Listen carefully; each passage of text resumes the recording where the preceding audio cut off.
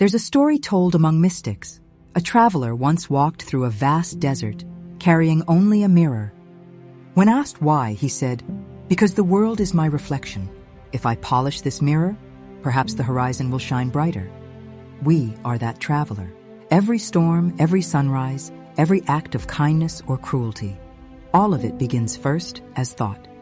And if you change the thought, the world itself begins to bend. Stay with me, because this is the first law of the Hermetic teachings, the principle of mentalism.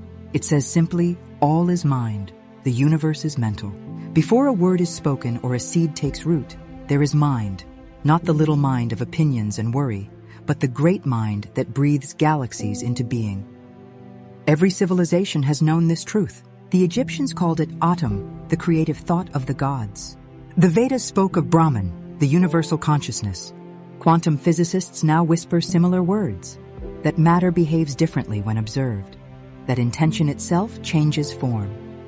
If you have ever felt a coincidence too perfect to ignore, or thought of a friend only for them to call seconds later, that is mentalism in motion. Reality listens to the pattern of your inner voice. It does not judge, it simply reflects. Everything you see began as an idea. A cathedral began as a sketch. A movement began as a whisper. Your life began as a dream held somewhere inside your mother's mind before you were born. So when the ancients said all is mind, they weren't speaking metaphorically. They meant that thought is the raw material of creation, and consciousness is the architect, the science. Neuroscience tells us that every repeated thought builds neural pathways, highways of habit in the brain. Energy follows attention. When you think the same fear, you strengthen it. When you hold the same vision, you invite it into form. Quantum experiments show that particles exist as probabilities until observed. The observer, consciousness, causes collapse into a definite state. You, the observer, are not separate from what you observe. So the Hermetic masters were right all along. Mind moves first, matter follows. Here's how to live the principle of mentalism each day. 1. Guard the gate. Notice the first thought that greets you each morning. Before touching your phone or remembering yesterday's worries, place a new command in your mind. Today, I create consciously. That single phrase begins to reshape your world, to rescript the story. Every time you catch yourself thinking, I can't, pause and rewrite it. Replace I can't with I am learning to. Replace I'm broken with I am healing. The subconscious listens like fertile soil. Plant what you wish to harvest. 3. Visualize the feeling. Don't just imagine what you want. Feel it. Your nervous system does not distinguish between a vividly felt emotion and a physical event. By feeling peace, love, or success now, you align the frequencies that call them forth. Witness without fear. When life delivers contrast, pain, loss, or uncertainty, remember this. You are not the storm. You are the sky it moves through. Observing with awareness dissolves its power over you. These are not tricks of optimism. They are the laws of a living universe. The mind you polish is the mirror that reflects your tomorrow. Let's reflect. Close your eyes for a moment. Imagine the world made of soft light. Every person, every tree, every sound, a vibration of thought taking form. Feel how your breath joins the rhythm of creation. You are not trapped inside this world. You are helping to dream it into being. The Hermetic masters called this understanding the crown of wisdom.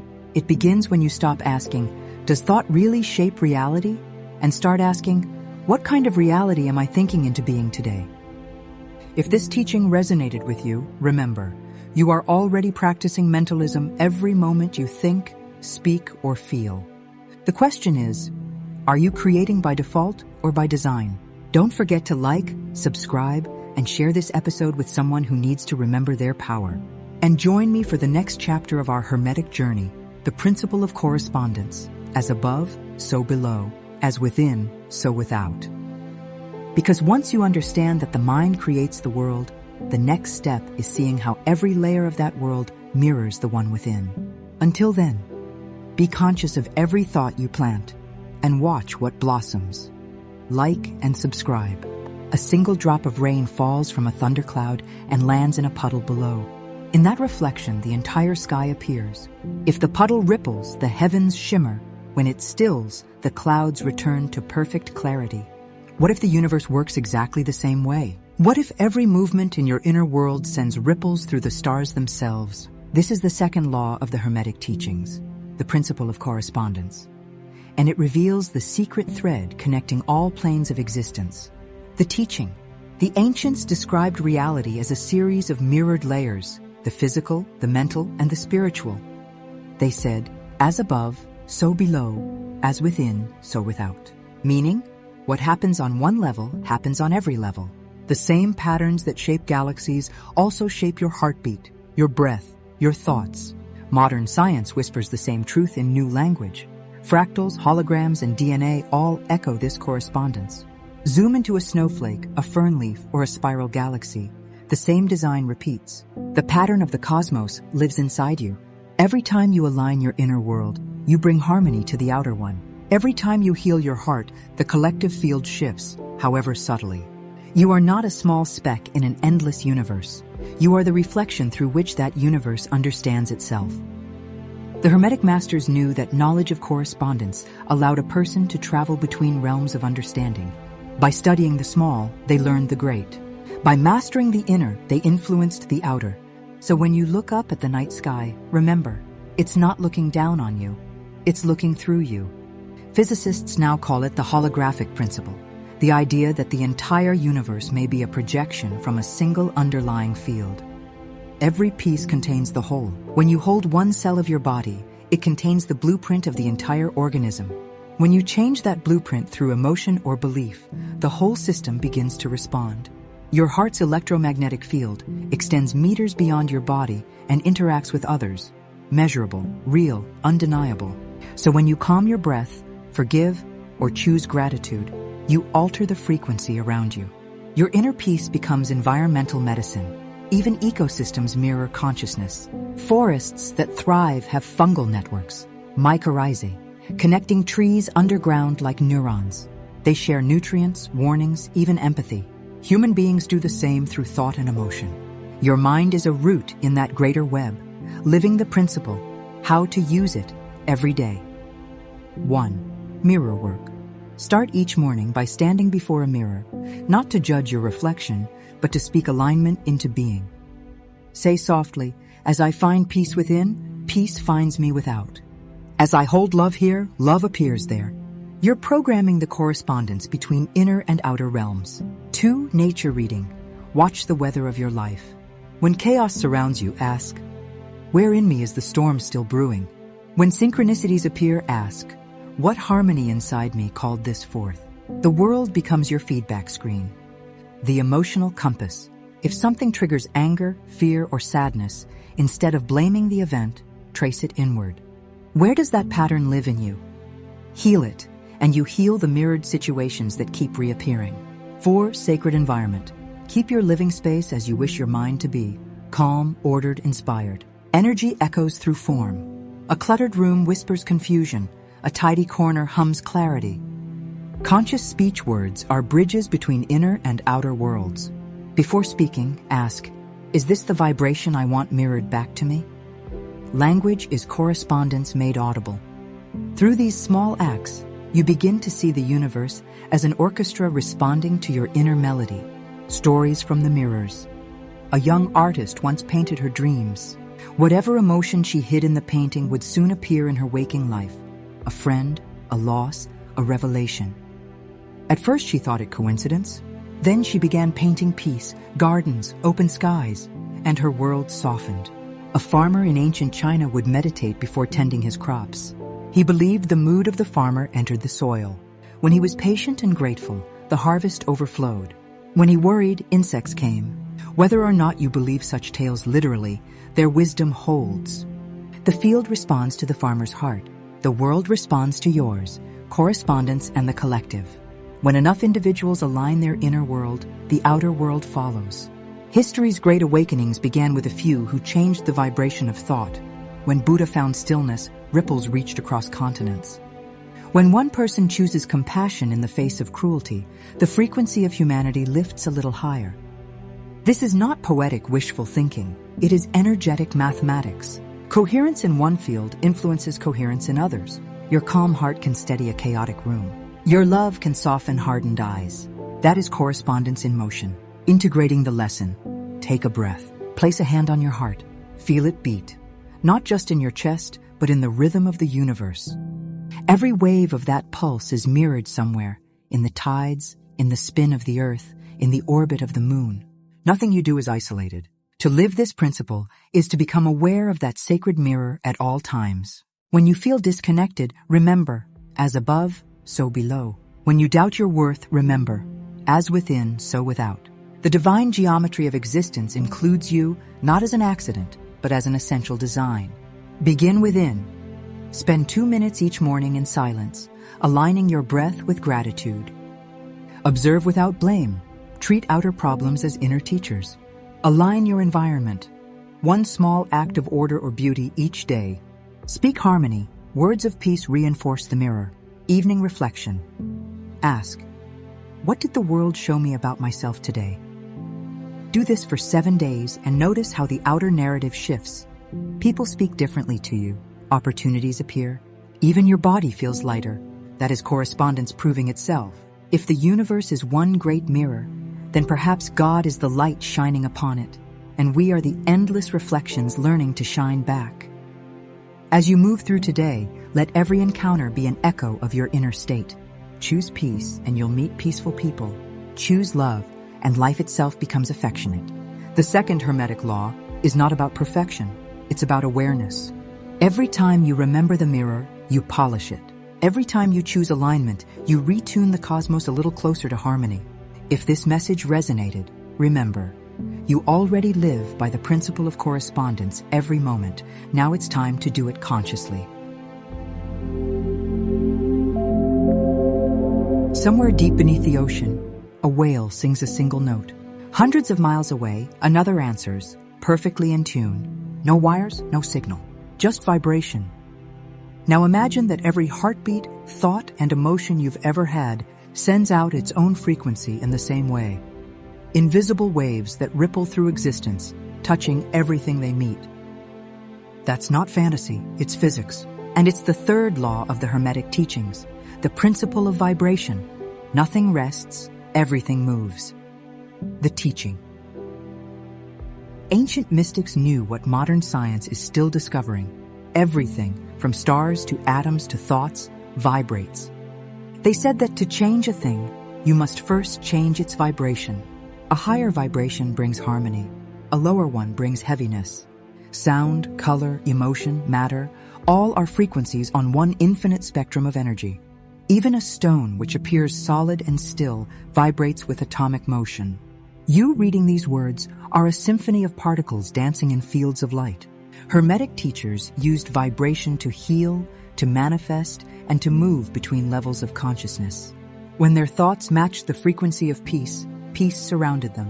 When they aligned with love, love became their world. Because vibration is the bridge between the inner and the outer, the seen and the unseen. The science behind the mystery. Modern physics says the universe is made not of matter, but of vibrating strings of energy. A cosmic orchestra playing every possible note. Frequency determines form. Change the frequency, and you change the form. Neuroscience shows that emotions emit measurable frequencies. Gratitude, joy, and love strengthen the heart's rhythm and immune system. Anger and fear disrupt it. Your mood is not just a feeling, it's a field. Even words carry vibration. Japanese researcher Masaru Emoto's water experiments showed that loving words create harmonious crystal patterns, while hate distorts them. Your body is over 60% water, so when you speak kindly to yourself, you are literally rearranging your molecular music. Daily practice living the law. Tune before you act. Before sending a message, making a decision, or stepping into a room, pause. Ask yourself, what vibration am I about to bring into this space? A calm mind sends a clear signal. Sound medicine play. Music that lifts you, not drains you. Hum or chant softly. Feel the vibration in your chest. It doesn't matter what note you sing. It's the intention that aligns you. 3. Emotional frequency check. Throughout the day, notice your inner tone. If it's anxious, slow your breath until peace returns. Your breath is the tuning fork between thought and body. 4 Gratitude Pulse. Each night, name 3 things you're grateful for and feel the warmth in your chest. That warmth is vibration, proof that gratitude shifts your frequency instantly. 5 Environment Reset. Open a window. Burn incense, move furniture. Stagnant energy creates stagnant thought. Fresh air, light, and sound refresh the field around you. Stories of vibration in motion. A violin maker once said that every instrument remembers the music played upon it. Wood holds vibration like memory. Humans do too. That's why trauma echoes until it's released, and why forgiveness feels like setting down a heavy instrument that's been out of tune. A healer in the Amazon once told her students, "The song you hum while you work becomes the medicine." And she was right. Plants respond to sound, so does the human nervous system. Even planets sing. NASA has recorded electromagnetic songs from Saturn's rings, pulsating like cosmic choirs. You are part of that same music, a note in the grand composition of existence. Raising your frequency. How do you raise your vibration? Not by pretending to be happy all the time, but by choosing authenticity and presence. When you acknowledge your pain, you bring it back into flow. When you laugh, you expand that flow. When you forgive, you release energy that's been trapped for years. High vibration is not perfection, it's movement. Depression, grief, fear, they freeze the current. Love, curiosity, compassion, they set it free again. Every moment you choose understanding over judgment, you lift the whole field a little higher. Every act of kindness sends ripples you'll never see, but others will feel them, just as one whale's song can cross oceans.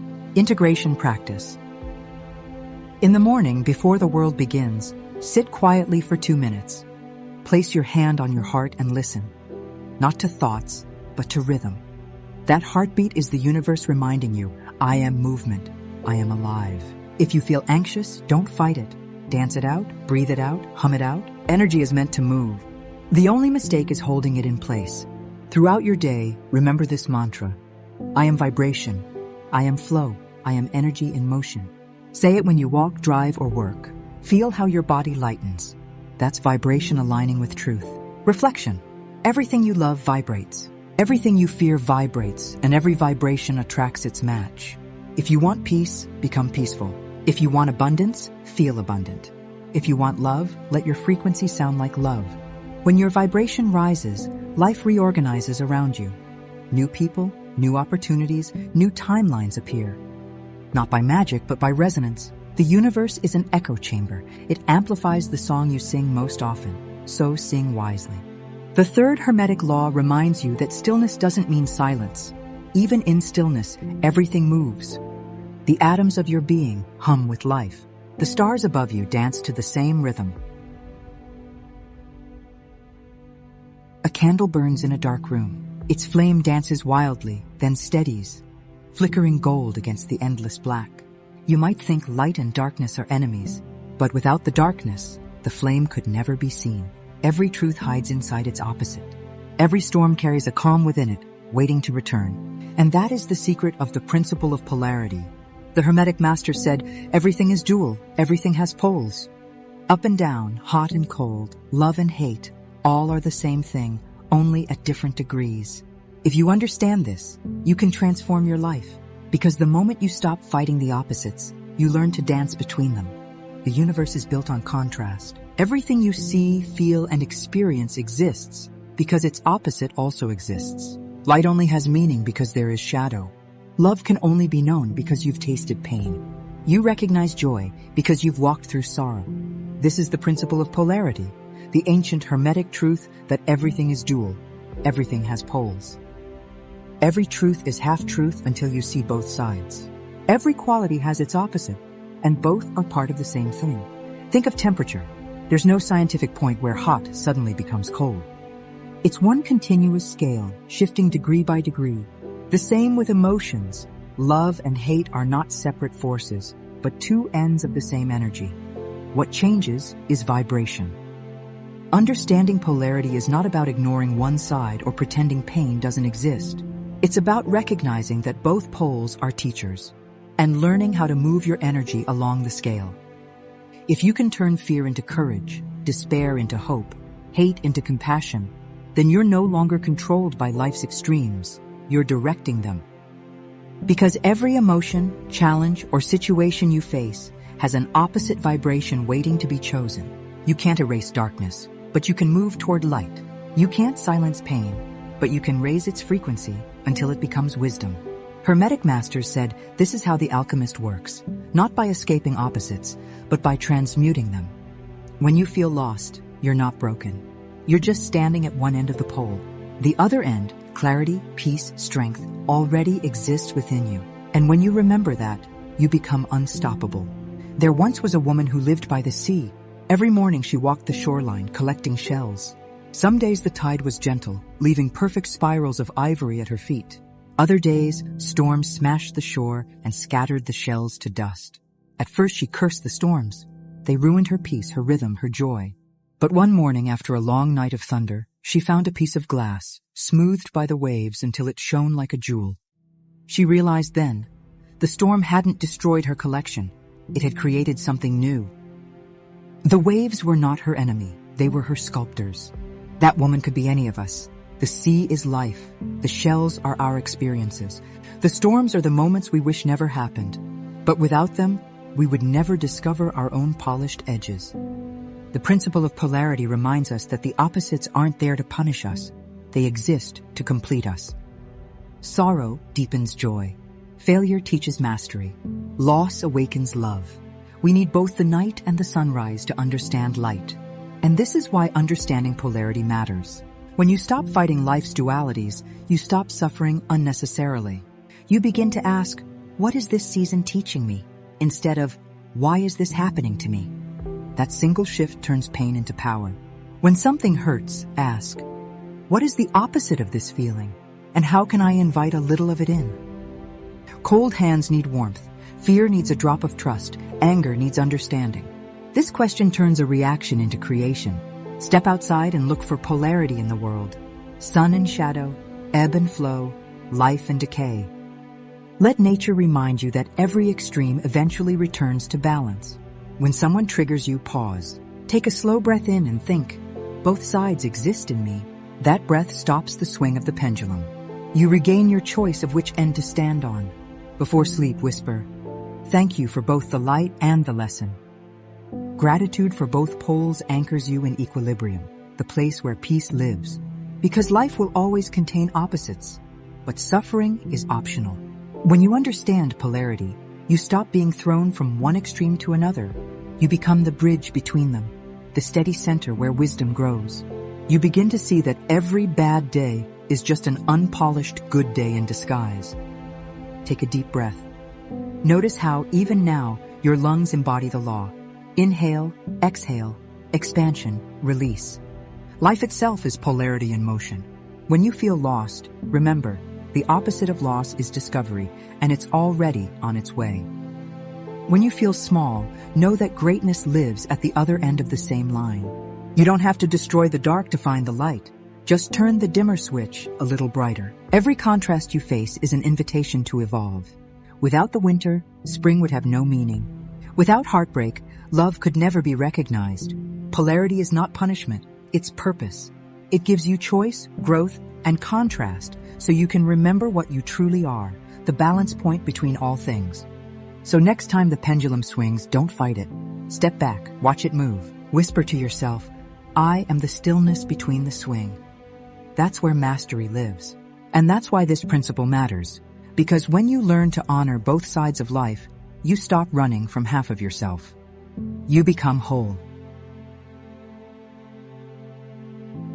Stand beside the sea long enough, and you'll hear it breathe. The tide rushes forward, then retreats. Waves crash, then whisper. The ocean doesn't fear the pull, it trusts it. And that's the law written into everything that lives, the principle of rhythm. The ancients said, everything flows, out and in. Everything has its tides. All things rise and fall. Nothing stays still. Not joy, not sorrow, not the beating of your heart. If you understand this, you stop clinging when life rises and stop despairing when it falls. You learn to surf the tide instead of drowning in it. The teaching rhythm is the heartbeat of existence. Everywhere you look, it's there. Day and night, inhale and exhale, the seasons turning, your moods shifting. Even galaxies expand and contract, pulsing like the breath of a sleeping giant. The Hermetic masters taught that rhythm keeps the universe balanced. When energy moves too far one way, the pendulum swings back to restore harmony. That swing is natural. It's not punishment, it's correction. Modern science calls it homeostasis. Every system seeks balance. Your body does it through temperature and heartbeat. The earth does it through weather and tides. Your emotions do it too. Every high has its echoing low. When you forget this, you resist the flow. You chase the peak and fear the valley. But when you remember, you start to move with the rhythm instead of against it. You learn that the valleys grow roots and the peaks grow wings. Both are needed. This is why people should learn this law, because nothing lasts forever. And that's the blessing. When you understand rhythm, you stop trying to freeze moments and start learning from movement. You stop saying, "Why is this happening to me?" and start saying, "Where in the rhythm am I right now?" A story of the swing. There once was a musician who could never keep tempo. Some days she played too fast, others too slow. Her songs were beautiful, but they never flowed. One evening, exhausted, she put her instrument down and just listened to the rain on the roof, her own heartbeat, her breath. For the first time, she noticed the music that was already there. When she picked up her instrument again, she no longer forced the rhythm, she joined it. And the melody finally found her. That's what life asks of you. Stop forcing the beat. Move with it. Your rhythm was never lost. You just forgot to listen. Daily practice. How to live the law of rhythm. 1. Start the day with flow.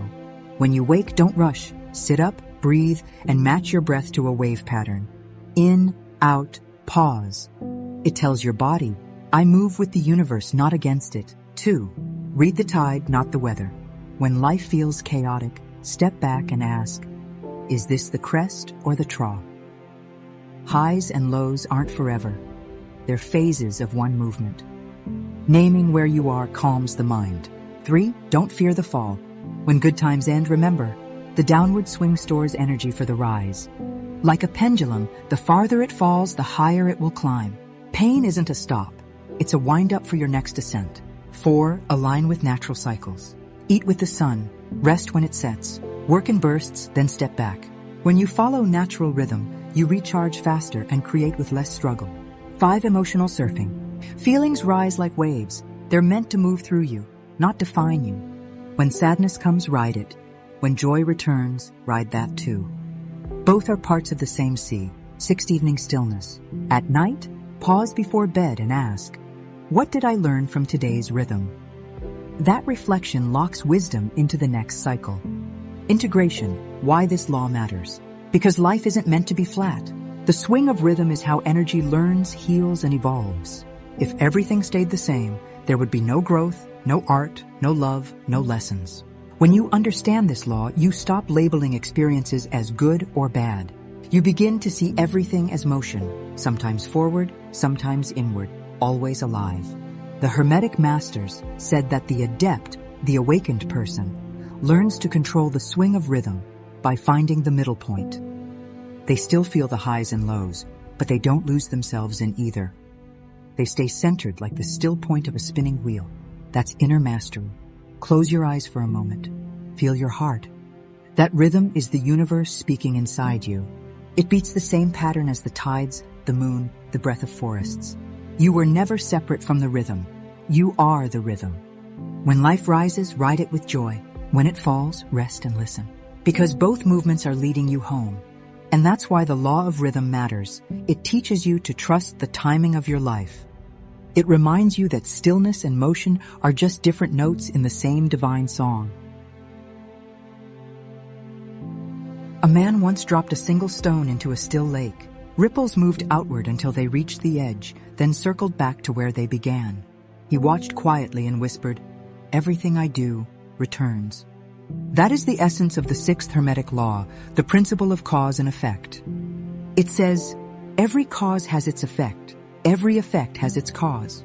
Nothing happens by chance. Chance is simply a name for laws we don't yet understand. When you truly grasp this, you stop calling life unfair or random. You realize you are both the stone and the ripple, a constant creator in motion. The teaching. Everything in the universe is connected through a chain of causation. Every thought, every word, every choice sets something into motion. Like dominoes falling, the smallest act creates waves that reach further than we can see. The ancients taught this not as punishment or reward, but as responsibility. They said, to know cause and effect is to know how to create consciously. The mind is the first cause, action is the second, experience is the effect. Modern science mirrors this truth. Newton spoke of equal and opposite reactions. Quantum physics shows that observation itself, consciousness, influences results. In ecology, one species disappearing alters entire ecosystems. Every system responds to every movement. That's why people should learn this law. Because when you understand it, you reclaim your power. You stop being the victim of life and become its participant. Instead of asking, why is this happening to me? You begin asking, what thought, word, or energy began this chain? And that question is liberation, a story to remember. Once there was a gardener who blamed the weather for every failed harvest. Too much rain, not enough sun, poor soil, always something outside his control. One day an old woman passed by and said, "The soil listens to your hands. The rain follows your patience." He laughed, but the words lingered. The next season he changed one thing, his attitude. He worked with care instead of frustration, spoke kindly to the earth, thanked the rain instead of cursing it, and for the first time his crops flourished. He had not changed the weather, he had changed the cause, and so the effect followed. This is how cause and effect works in our lives. Our thoughts and actions plant seeds. The harvest may not appear tomorrow, but it always comes. Daily practice, living the law. One morning intention. Before you rise, ask, what energy do I want to send into the world today? Every word you speak will be a ripple from that first cause. 2. The pause. When emotions rise, pause for 3 breaths. Ask, what result will this action create? That single pause saves you from thousands of unwanted effects. 3. Ripple journaling. At night, reflect, what went right today? What caused it? What went wrong? What was my part in it? Awareness breaks unconscious chains. Conscious speech. Before speaking, check your vibration. Is it creating peace or conflict, expansion or contraction? Words are causes in disguise. 5. The circle of gratitude. Each evening, thank someone, aloud or silently, for any kindness that reached you. Gratitude completes the circle of positive causation and invites more of the same. Integration. Why this law matters? Because you are never powerless. Every moment offers a new cause, a new chance to shape reality. When you realize this, blame dissolves. You stop waiting for luck and start living by alignment. You understand that healing, growth, and abundance are not accidents. They're outcomes of the energy you cultivate daily. The Hermetic Masters said, the wise rise above the lower planes by operating on higher ones. They meant act with awareness instead of reaction. When others move in anger, move in understanding. When chaos surrounds you, become the calm center. In doing so, you create new causes that alter the field for everyone around you. Reflection. Imagine life as a web of light stretching endlessly in all directions. Every time you think, speak, or act, you send a vibration along one strand and it touches every other. When you choose kindness, you strengthen the web. When you choose fear, you tangle it. But you can always choose again. Nothing is wasted, even mistakes teach. Even pain ripens into compassion when you trace its root and change the next step. That's why this law matters. It returns power to its rightful place, within you. In the beginning, there was sound, and then there was stillness. Movement met rest, action met space, and from their meeting, everything was born. This is the final Hermetic law, the principle of gender. It teaches that everything has masculine and feminine principles. Everything has its womb and its seed. Not man and woman, but energy. The active and the receptive, the force that gives and the space that allows. When you understand this law, you stop fighting for balance. You become it. The teaching. The ancients knew creation could only exist through polarity working in harmony. The masculine principle gives direction, intention, and focus. The feminine receives, nurtures, and brings the unseen into form. Together they form the rhythm of creation itself. In your mind, these two energies are always at work. When you decide, you use the masculine. When you imagine, you use the feminine. When you dream, you conceive. When you act, you give birth. Modern science echoes the same dance. Every atom has positive and negative charge. Every circuit flows because of duality. Without one, there is no movement. Without both, no life. The universe itself is this marriage of forces, the cosmic inhale and exhale of being. And this is why people should learn this law, because imbalance between giving and receiving causes most human suffering.